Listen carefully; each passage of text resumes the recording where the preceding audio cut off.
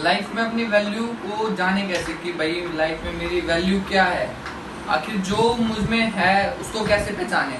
तो उसको हम जानने से पहले एक छोटी सी कहानी आपके लिए है, उसके बाद हम इस वापस टॉपिक पे आते हैं कि भाई एक घड़ी थी और उसके बाप और बेटा था। उसका बाप उसको एक घड़ी देता है कि बेटा इस घड़ी को ले जा और इसको बेच के आ।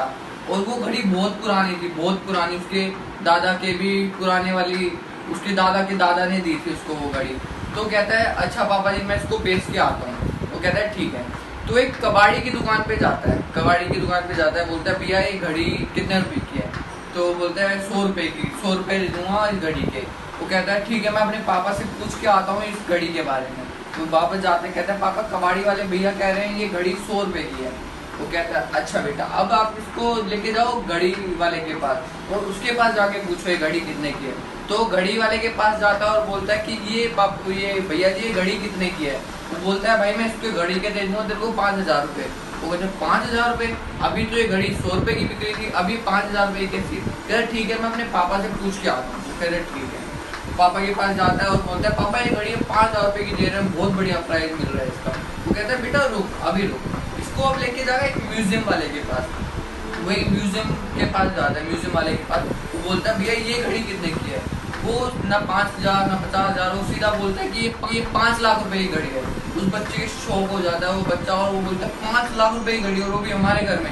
वो बोलता है अभी मैं आया अंकल जी 5 मिनट में। वो अपने पापा के पास दोबारा भागे जाता है और बोलता है पापा ये घड़ी जो है 5 लाख रुपए की घड़ी है।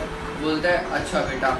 अब बोलता है पापा मुझे एक क्वेश्चन है आपसे कि भाई मैं इस घड़ी के 100 रुपए का जो लोग रेट दे थे 5 लाख की घड़ी कैसे और 100 की 5,000 की, तो ये कैसे हुआ, ये पॉसिबल कैसे था। ये बोलता है बाप उसको बोलता है कि बेटा यही हमारी लाइफ में भी ऐसा ही होता है कि हमें अपनी वैल्यू पता ही नहीं होती और हम उसको गलत जगह पर जाकर, हम गलत उसमें जाकर और फिर वहां पर अपनी वैल्यू लगाने की सोचते हैं। जैसे तू इसको पहले कबाड़ी के लेके गया तो एक घड़ी बताई कि हाँ भाई ये घड़ी 100 रुपए की घड़ी है।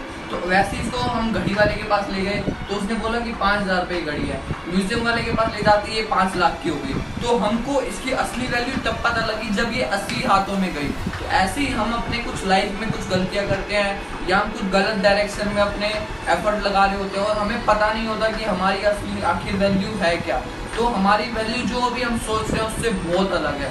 तो हमको सबसे पहले इसको जानने के लिए हमें अपने बहुत सारे काम मतलब अपने तरीकों से काम करना पड़ेगा कि भाई इधर भी इधर भी इधर भी, जब तक आपको अपनी सही लाइन ना मिले या आपको सही डायरेक्शन ना मिले।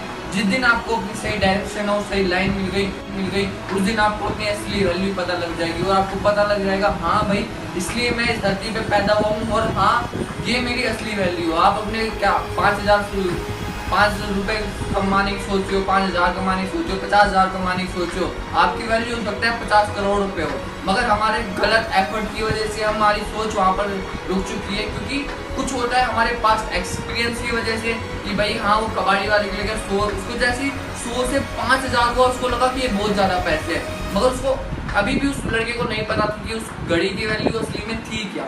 तो जब उसको पता लगा तो उसको उस घड़ी की वैल्यू जब उसको सही उस पर गया जो उसकी वैल्यू बता सके तो उसको पता लगा हाँ भाई इस घड़ी की वैल्यू ये है। तो अपनी लाइफ में आप भी ऐसे ही कुछ काम करें और अपनी काम करते रहें। एक दिन ऐसा आएगा आपको अपनी वैल्यू पता लगेगी असली और आपको खुद भी नहीं पता होगा कि हाँ भाई मेरी वैल्यू इतनी हो सकती थी।